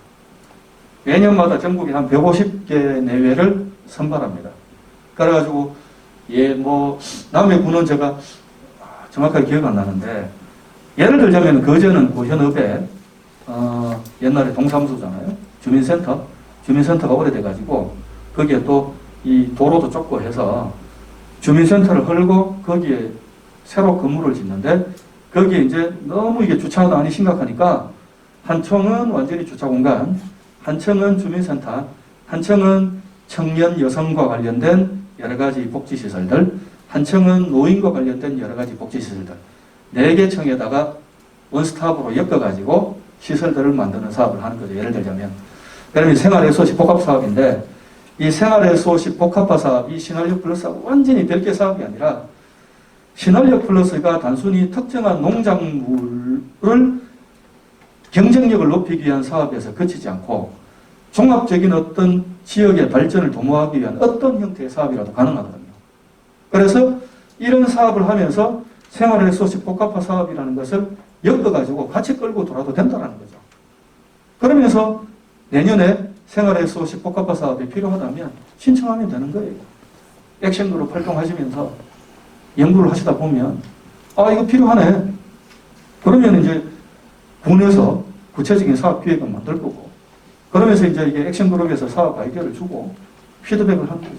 그런 식으로 이제 종합적인 지역 발전 프로젝트로 이제 연결을 시키는 게 통합적 농촌 발전 사업이라는 거죠. 여기 보시면 추진단장님도 나와 계시는데 신한력 플러스 추진단이라는 것이 이제 시군마다 조금씩 다릅니다. 다른데 대체로 보면 위계 구조가 이렇습니다. 뒷부분에 보시면 여기 나와요. 신한력 추진단은 신한력 플러스 사업비가 나오잖아요. 그러면 사업 시행자는 남해군입니다. 남해군인데 남해군이 직접 운영하는 사업이 아니라는 거죠. 신한력 사업을 추진하기 위해서 만들어 놓은 추진단이 있습니다. 이거는 조례를 통해 가지고 추진단의 법적 실체를 명확하게 밝히는 건데 설립 형태는 시군마다 약간씩 다릅니다. 다른 거고 또 하나가 뭐가 필요하냐? 신한력 추진위원회라는 걸 만듭니다. 그럼 여기는 뭐 지방의회 의원도 있고 지역 주민 대표도 있고 전문가도 있고 그 다음에 추진단의 단장님도 여기 당연적으로 여기 들어가는 거고 보통 보면 다른 시군 같으면 뭐 부군수라든가 이런 사람들이 관의 대표로 들어오기도 하고 해요. 왜 그러냐면 신한력 플러스 사업이라는 게 특정 과에 실과에 사업이 아니라 굉장히 다양한 과에 걸쳐 있는 포괄적 사업이거든요.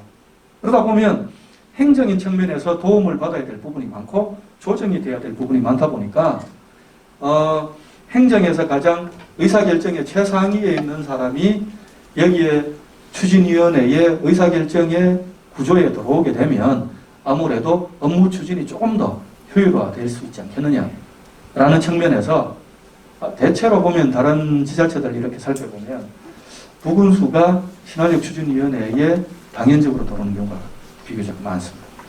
어쨌든 신활력 추진위원회는 일단은 지자체로부터 사업의 권한을 위임을 받습니다. 위임을 받아서 사업 추진은 신활력 추진단에서 하는 것이고 관은 지원해주는 주체가 되는 거죠. 직원을 파견시킬 수도 있는 것이고 관이 다 끌고 가는 게 관은 지원해주는 거죠. 그러면 의사결정은 신활력 추진위원회를 통해서 하되 실무 집행은 신활력 추진단에서 합니다. 자, 그러면 액션그룹은 그러면 무슨 관계냐? 추진단이 70억의 돈을 다 쓸 수가 없어요. 게다가 최근에는 사람과 관련된 사업을 많이 하기 때문에 전체 70억 중에서 하드웨어 사업비는 30%밖에 안 돼요. 그게 맥스가. 그러면 아무리 많아봐야 20억에서 30억 정도 이상이 안 되거든요. 지방비 매칭까지 다 합치면은. 그럼 나머지 한 40억, 50억은 전부 다 소프트웨어 사업이거든요. 상식적으로 생각해보면 밥 먹고 회의하고 그 다음에 다박이 쓰고 회의장 빌리고 이런 데밖에 돈 못 씁니다. 네트워크 사업이라. 아니면 어디 뭐 벤치마킹하고 이렇잖아요. 그런데 그걸 가지고 있잖아요. 매년마다 몇십억씩 쓰려고 그러면 추진단은 아마 하루하루가 이게 힘들 겁니다. 아마. 그래서 추진단이 모든 걸 다 못하고 민간 조직을 양성해야 되니까 남의 군 같으면 큰 사업의 핵심 뭐라 그럴까 사업을 포괄하는 어떤 하나의 사업 명이 있죠. 그러면 뭐 남의 군이 농촌 관광에 포커스를 두고 잘 사는 보물섬남해를 한번 만들어 보자 라는 가칭 한다면 그럼 농촌 관광을 더욱더 경쟁력을 높이기 위해서 필요한 서브 섹터들이 있습니다. 이게 자 그러면 뭐 예를 들면 농촌 관광하는데 그냥 단순히 농촌 관광이라는 게 농촌이라는 것과 관광이 합쳐진 거니까 단순히 숙박시설 만드는 게 농촌 관광 아니잖아요. 농촌 관광이라는 말 속에는 농촌적인 요소를 보여줘야 되는 거죠. 그럼 그게 유기농이 되든 친환경 농업이 되든 뭔가 생산의 부분도 들어가야 될 거고요. 로컬 푸드도 들어가야 될 거고, 그죠? 가공이라는 부분도 들어가야 될 거고요. 그 다음에 남해 군의 지역의 여러 가지 어떤 경관 자원을 잘 활용한 관광이라는 어떤 투어도 들어가야 될 거고, 그죠? 세부적인 어떤 요소가 많잖아요. 그러면 이런 것들이 각각의 구성 요소별로 액션 그룹이 되는 겁니다. 그러면 이 액션 그룹들은 내부적으로 여기에는 뭐 중간 지원 조직 단체가 들어올 수도 있고 개인이 들어올 수도 있고 어쨌든 단체든 개인이든 관심을 공유하는 사람이고 참여를 하고 싶으면 다 들어올 수 있어요. 문호가 개방되어 있지 이거는 절대적으로 폐쇄적인 게 아니에요. 그리고 특정한 하나의 조직 또는 개인만 여기에 들어와가지고 활동하는 건 불가합니다. 왜 그러냐? 그럴 것 같으면 그 조직을 위해서 돈을 주고 말지 뭐하게 이런 사업을 하겠어요? 이건 네트워크 사업이거든요. 그래서 예를 들면 제조 유통이다 그러면 농산물 가공에 관련된 남의 특산물을 활용한 농산물 가공에 관련된 관심 있는 액션 그룹에 들어오고 싶은 사람들이 다 들어와야 돼요. 여기서 배제되는 사람이 있으면 안 돼요. 최소 10명 이상이 들어와야 돼요. 그 다음에 10명 이상에다가 뭐 여러 개 조직이 들어와도 아무 상관없어요. 그래가지고 활동을 하다 보면 자체적인 중간 지원 조직을 별도로 형성해서 독립할 수도 있는 겁니다. 예를 들면 가칭, 남해군, 가공산업, 협동조합, 이런 식으로도 가능한 거죠. 앞으로 만약에 만든다면. 자, 그러면 액션그룹 내부에서는 액션그룹 장이 있고, 조직원이 있고 하겠죠. 그거는 내부적으로 결정하는 건데, 문제는 이 액션그룹에 계시는 분들이 보면 대체로 실무에서 종사하시는 분들이 많다 보니까 하나 농산물 가공 잘하고 싶은데 도대체 어떻게 하면 잘할지 노하우가 부족한 경우가 많습니다. 나 도움 좀 전문가에게 받고 싶다. 이런 경우 있죠. 그러면 그러한 부분에 도움을 실질적으로 줄 수 있는 전문가가 누구냐? 코디네이터가 되는 거죠. 그러면 이 코디네이터는 각 액션 그룹마다 다 필요할 수도 있고 속성이 유사한 몇 개의 액션 그룹을 통괄해서 하나의 코디네이터가 서포트를 할 수도 있어요. 그래서 이 코디네이터는 상근이 아니라 비상근의 형태로 뭐 한 달에 2번이 될 수도 있고 뭐 일주일에 1번이 될 수도 있고 그것은 그 사람의 역량과 역할과 필요성에 따라서 할 수 있는 일은 달라지는 거죠. 그래서 코디네이터라는 전문가를 잘 섭외를 해가지고 포진을 시키는 게 필요합니다. 그래서 핵심은 신활력 추진단은 일단 꾸려준 거예요. 그 다음에 이 남해군의 신활력 플러스 사업을 어떠한 소위 말해서 지향점을 가지고 어떤 토픽 테마로 남해군의 신활력을 도모해 볼 것이냐 큰 밑그림이 있겠죠. 그 밑그림 내에 세부적으로 그림이 뭉텅뭉텅 그려져 있잖아요. 아주 디테일하게는 지금 안 만들어졌겠지만 그러면 그에 관련된 액션 그룹들이 각기 헤쳐 모여 이래가지고 만들어지겠죠. 그리고 코디네이터가 여기에서 자, 뭐 2개의 액션 그룹을 관장하든 1개의 액션 그룹만 관장하든 그것은 협의 과정에서 결정될 수 있는 문제다. 그 다음에 여기 보면은 추진위원회가 되는 거죠. 그럼 이 추진위원회는 전체적인 어떤 이 지자체로부터 위탁을 받았기 때문에 이 남해군 신활력 플러스 사업을 최종적으로 각각의 사업에 대해서 의결하고 이 소위 말해서 결정하고 책임을 지는 최종 상위 의사결정기구가 추진위원회가 되는 것이죠. 실무 집행 주체는 신활력 추진단이 되는 것이고 액션그룹은 액션그룹이 돈을 위탁받아가지고 독립적으로 돈 다 쓸 수는 없어요. 돈 쓰고 영수증 만들고 회계하는 거는 다 추진단에서 해야 돼요. 액션그룹은 사업을 올려가지고 사업을 할 수는 있어요. 하지만 나 5억 필요하니까 5억 줘. 이래가지고 액션그룹에서 다 하고 이건 불가능합니다. 회계상 추진단에서 이런 부분들은 다 해야 됩니다. 어떤 유계구조가 이렇게 만들어져 있다는 거죠. 그래서 보면 뭐 행정의 역할, 추진위원회의 역할, 그 다음에 추진단의 역할 해가지고 제가 정리를 해놨습니다. 그 다음에 보면 남해군은 일단은 예비계획은 통과되었으니까 지금 이게 선정된 거고요. 그 다음에 기본계획을 지금 수립을 해가지고 지금 확정을 해야 됩니다. 제가 기대하기로는 올 상반기까지 일단 기본계획이 완료가 됐으면 좋겠다 싶습니다. 그래야 하반기에 본격적으로 사업이 들어가는데 사실은 작년부터 계속 논의를 해왔잖아요. 해오는 과정이기 때문에 지금 뭐 아카데미를 하시는 과정이지만 계속 이제 신활력 플러스가 어떤 사업이라는 것이 감이 잡히셨을 거기 때문에 어떠한 형태의 디테일한 사업을 구성할 것인지에 대해서 한번 머리를 맞대고 고민을 해 보시는 게 좋을 것 같다 싶습니다. 왜냐? 예비계획은 그냥 말 그대로 예비계획이에요. 남해군은 신활력 플러스를 가지고 뭘 해보겠다. 아주 추상적이지만 뭉뚱그려가지고 사업계획을 올려가지고 승인을 받았다면 이제는 기본계획이라는 것을 컨펌을 해야 되는데 여기에서 기본계획의 핵심은 가장 큰 그림을 뭘로 그릴 거냐, 그 세부의 세부 꼭지는 뭘로 만들 거냐, 그 다음에 액션그룹은 그 세부 꼭지들을 잘 추진할 액션그룹은 어떻게 구성할 거냐, 그 다음에 코디네이터는 누가 도울 거냐, 이걸 가지고 좀 더 액션그룹 내에 논의를 거쳐서 액션그룹이 추진할 수 있는 사업 꼭지들을 만들어내야 되는 거죠. 이것을 액션그룹이 명시화되지 않고 조직화되지 않은 상태에서 용역사나 아니면 추진단이나 군에서 탑다운 형태로 무조건 만들어가지고 나 우리 이 사업 할 건데 액션그룹들 당신들 해볼 거요? 이러면은 생각이 달라지게 되는 겁니다. 그러면은 내가 무슨 이런 사업을 해? 이거는 남의 군을 위한 게 아니야. 이렇게 생각될 수도 있는. 그러면 그것도 조정하고 갈등을 해소하는데 엄청난 시간이 걸립니다.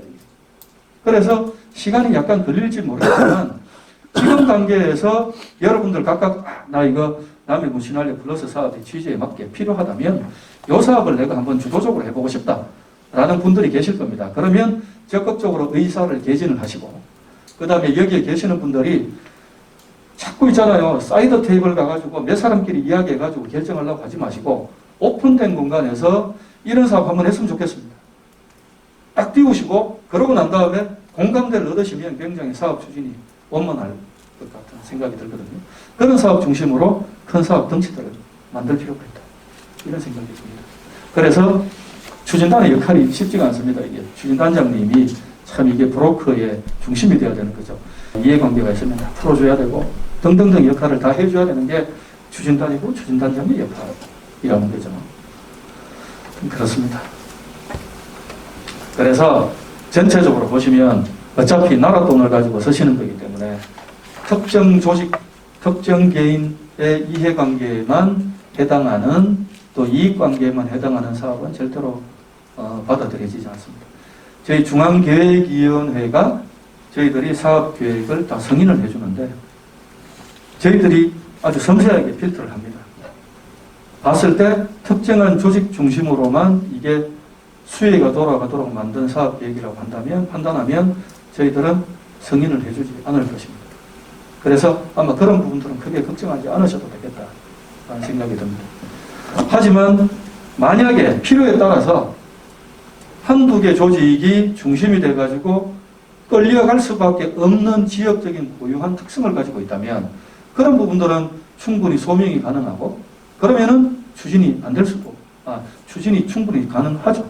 그런 부분들은 어떻게 설득을 하고 동의를 지역에서 구해내느냐. 이게 아마 핵심일 것 같습니다. 제가 1분만에 마치겠습니다. 여기 보시면 내용은 다 이해가 돼도 읽어보시면 됩니다. 민관협력 거버넌스가 뭐 어떻게 구성이 되어 있다. 그 다음에 액션 그룹들은 어떤 형태로 구성이 가능하다. 이런 부분들.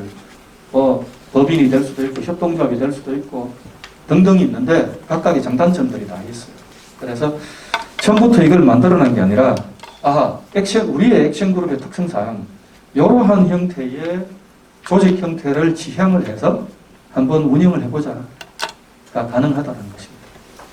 결국은 어떤 형태라든지 이런 어떤 조직체가 만들어졌을 때 시너리오 플러스 사업은 가능성이 있고 성공할 수 있는 여력이 있다라고 저희들은 판단합니다. 저는 개인적으로 아까도 말씀드렸지만 생산성이 몇 % 올라갔다, 일자리 몇 개 늘어났다를 가지고 저는 평가하지 않을 것입니다. 저는 개인적으로. 이런 어떤 어느 정도 지역 내에 주민들의 자생적이고 자발적인 조직체가 형성이 될 가능성이 보이고 성장할 것 같으냐. 이 잠재성을 저는 가장 중요한 평가 요소로 볼 생각이고 아마 대부분의 중앙계획위원들은 그런 생각을 가지고 접근을 할 것 같다는 생각입니다. 그래서 보면 이 사업단이라는 게 추진단이잖아요. 협동조합을 공급하는 목적으로 할 수도 있고 비영리 조직으로 갈 수도 있고 주식회사 형식으로 갈 수도 있고 하지만 어떤 형태가 되든 조직이 어떤 형태가 되든 그 정관상의 목적은 전부 다 지역 환원, 지역사회 발전이 되는 거죠. 액션그룹도 마찬가지입니다. 공익성이 전제가 되지 않은 단순 수익사업이 전제가 되는 그런 조직을 지향을 한다면 그것은 개인의 돈벌이잖아요. 그죠? 이건 공공의 목적으로 공공의 돈을 가지고 사업 추진을 하는 거잖아요. 그래서 이 사업의 결과는 개인의 역량을 높이는 데에도 도움이 돼야 되지만 그것이 공공의 목적으로 파급 효과를 가졌을 때 더욱더 사업 효과가 극대화되는 겁니다. 그런 부분들을 조금 이해해 두시고 접근하셨으면 좋겠다라는 생각이 듭니다. 하여튼 여기 보시면 액션 그룹들이 아까도 말씀드렸지만 각각의 액션 그룹이 지향하는 바가 조금씩 다 다릅니다. 하지만 액션 그룹을 운영하다 보면 이거 하나 까먹을 것 같아서 제가 말씀드릴게요. 옆부분에 먹거리 통합센터 있잖아요. 그죠? 제가 봤는데 요즘 시나리오 플러스 사업하는 지자체들마다 제일 관심 많이 가지는 것 중에 하나가 토픽이 로컬푸드입니다. 그러니까 로컬푸드라는 게 일본어로 하면 지산지소거든요. 지역에서 생산된 농산물을 지역에서 자기 왕렬적으로 소비하는 구조. 그렇잖아요? 그러면 이렇게 해석할 수 있어요. 남의 군에 생산되는 농산물을 남의 국민들이 스스로 소화를 시키면 그것이 로컬푸드가 아니냐. 이렇게 생각을 많이 하지 않습니까? 맞는가요? 일반적으로 그렇게? 자, 저는 조금 다른 관점에서 한번 접근해 보고 싶습니다.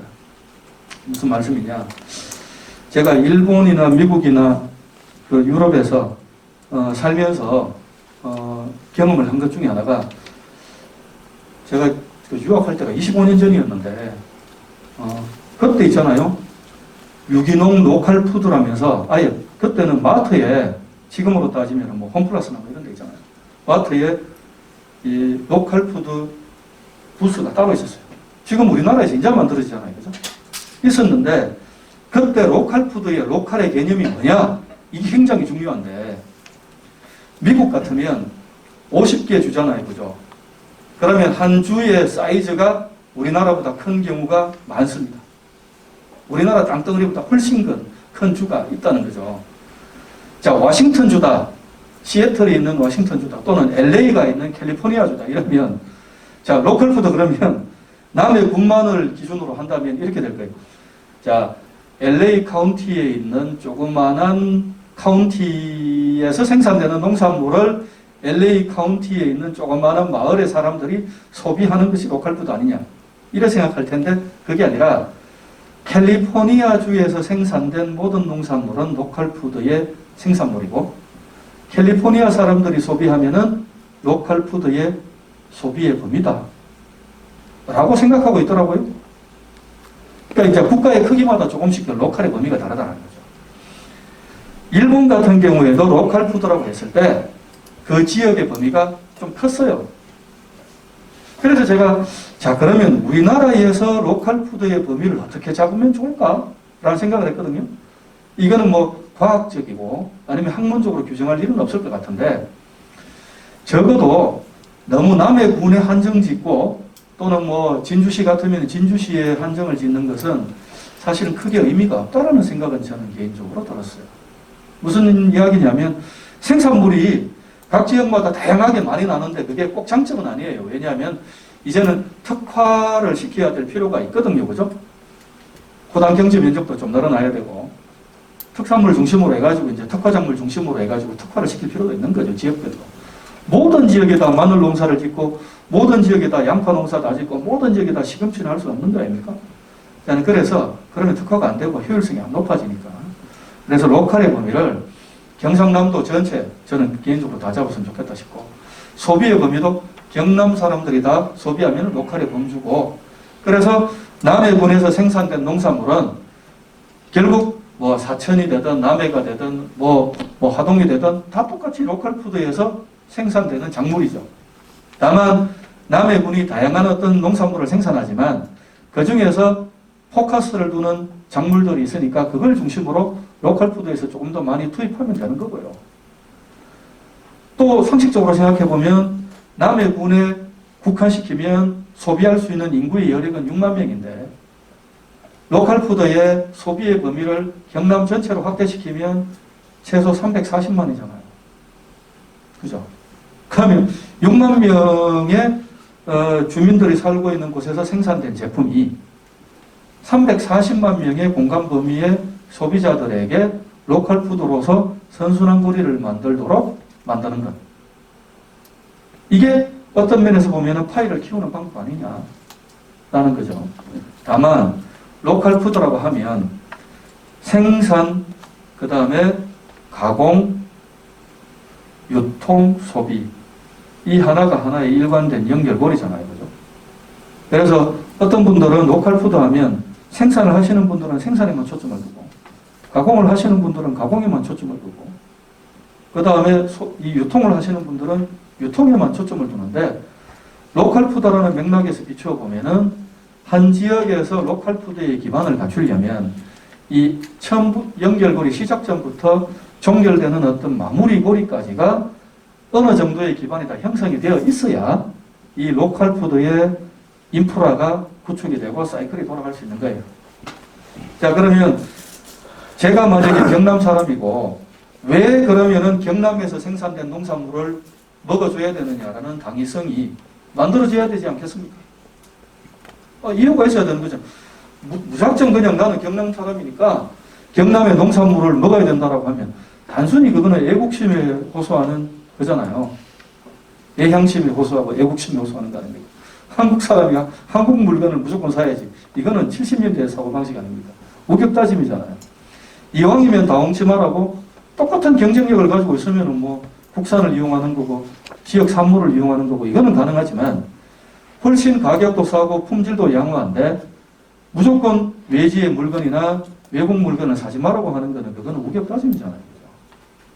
그래서 경남의 사람들이 경남에서 생산된 농산물을 먹었을 때 그것이 의미가 있는 것은 똑같은 어떤 농산물을 먹지만 지역에서 생산된 농산물이 훨씬 믿을만하고 신선하다. 이 믿음을 반드시 줘야 되는 거잖아요. 왜? 가까이서 생산되는 거고. 그러니까 생산해가지고 딜리버리도 굉장히 나한테 간소하게 유통 경로를 가져서 빨리 배달된다는 거. 그 다음에 지역에서 생산되고 생산자가 검증이 되고 그렇기 때문에 신뢰하고 이게 믿을 수 있는 농산물이라는 어떤 확고한 이 로컬이라는 말 자체가 굳이 여러 가지 농산물을 인정하는 인증표가 없더라도 외국에서는 로컬이라는 말 자체에서 이미 믿을 수 있는 농산물이라는 것을 인식을 합니다. 그러면 소비자들에게 우리 남해에서 생산된 농산물은 무조건 믿을 수 있다는 걸 확고하게 보여줘야 되지 않겠냐. 그래서 이런 어떤 믿음을 주려면 그 방법이 유기농일 수도 있는데 반드시 로컬푸드 한다면 꼭 유기농이 필요는 꼭 있느냐라는 생각이 저는 개인적으로 들거든요. 그러니까 믿을 수 있는 먹거리면 되는 건데 유기농이면 믿을 수 있는 먹거리의 최상위는 맞지만 모든 사람들이 그 비싼 돈을 주고 유기농을 다 먹을 수 있는 여건도 되지 않고 그렇잖아요. 그래서 저 같은 경우에도 사실은 유기농을 먹지는 않습니다. 왜냐? 유기농을 먹으려고 그러면 매일 항구적으로 모든 재료를 다 유기농을 먹어야 되는데 이거는 유기농 먹고 이거는 그냥 농약 쳐놓은 거 먹고 이런 무슨 의미가 있냐 이 생각을 하거든요. 그래서 그냥 저는 이제 어디에 생산됐느냐를 주로 많이 봅니다. 이게 저희 집 앞에 마트를 가면 그러면 생산지가 막 나오잖아요. 그러면 거기에서 보면 안전성 관련해가지고 막 표기를 해놓으면 진짠가? 이런 생각도 들기는 하지만 제가 제일 우선시 보는 거는 예를 들어서 마늘 하면 일단은 의성 마늘, 그 다음에 창녕 마늘, 남해 마늘 이러잖아요. 그러면 남해에서 생산된 마늘이네. 그래, 내가 남해에서 생산된 육종 마늘을 먹어본 좋은 기억이 있지? 삽니다. 좋은 기억이 있는 특산물을 사잖아. 그 다음에 쌀이 브랜드가 얼마나 많습니까? 전국에 수백 개가 있지 않습니까? 그러면 인터넷 요즘은 사잖아요. 그럼 저도 이제 햇살 이래가지고 치거든요. 검색을 하다 보면 고시가리 쌀이니 무슨 쌀이니 막 나오는데 이거 내가 딴 사람들보다는 품종을 좀 그래도 어디에서 기록용으로 들은 게 있어가지고 알긴 아는데 이걸 나조차도 잘 모르겠는데 일반 사람들은 도대체 어찌 알겠냐 싶은 생각이 들더라고요. 그래서 저는 제일 만만하게 사는 게 뭐냐? 직근방이니까 산청 메뚜기 쌀. 그러면 직근방에 있으니까 산청쌀이 그래도 산청에 공장이 있어요. 그렇게 이게 위의 요소가 있겠냐? 산청 메뚜기 쌀이면 제일 안전한 거지. 가까이서 유통되는 건데 이 생각으로 산단 말이에요. 근데 막상 따지고 보면 나는 산청 메뚜기 쌀을 사는데 산청에 예를 들어서 신등면에서 생산된 메뚜기 쌀인데 거기서 도정을 했는데 농협을 통해 가지고 있잖아요. 서울에 이마트로 올라가. 그러고 난 다음에 이마트에서 돌고 돌아가지고 다시 택배 업체를 이용해 가지고 한 2달 걸려 가지고 우리 집으로 오는 거야. 그런 물건을 제가 받는 거죠. 그거보다는 이 로컬 푸드의 개념이라는 게 제가 산청에 메뚜기 쌀이다 이러면 그것이 유기농이든 뭐든 간에 깨끗하고 안전하게 생산된 농산물인데 그냥 지역에서 곧바로 어떻게 유통이 돼가지고 내가 먹고 싶으면 올 수 있는 경로를 플랫폼을 통해서 만들어주면 이게 베스트 구조입니다. 이거잖아요, 이거. 그래서 이런 부분들을 어떻게 이게 남해군에서 잘 만들어주느냐. 그래서 이 남해군에서도 이 로컬 푸드와 관련된 아이디어가 올라와 있더라고요. 이게 시나리오 프로젝트 사업에. 그래서 이것이 마이너한 하나의 세부의 사업이 아니라 제가 보기에는 굉장히 중요한 사업이 될 것 같아요. 이 전체적으로 시작에서 종착점에 이르는 부분을 액션 그룹에서 생산, 가공, 유통, 소비, 영역, 문화, 관광 하면 다 이것이 로컬 푸드라는 하나의 맥락에서 연계가 될 수 있잖아요. 이게 액션 그룹들 간의 연계고리입니다. 연계고리. 그 얘기를 드리기 위해서 제가 로컬 푸드를 드린 거고 그 다음에 입소문이라는 게 굉장히 중요한 거 아닙니까? 유튜버의 한마디 이게 갑질이 될 수도 있고 사회적 임팩트를 준다는 말이죠. 우리가 긍정하든 부정하든 간에. 그래서 이 귀농귀촌에 있는 분들, 이분들이 지역에서 혁신의 주체로서 활동할 수 있도록 문호를 팍 열어주시는 관용성이 있어야 돼요. 이 굉장히 중요하다고 생각합니다. 저는 개인적으로 오늘 그 진주에서 내려오면서 플랜카드를 벌써 몇 번을 봤는데,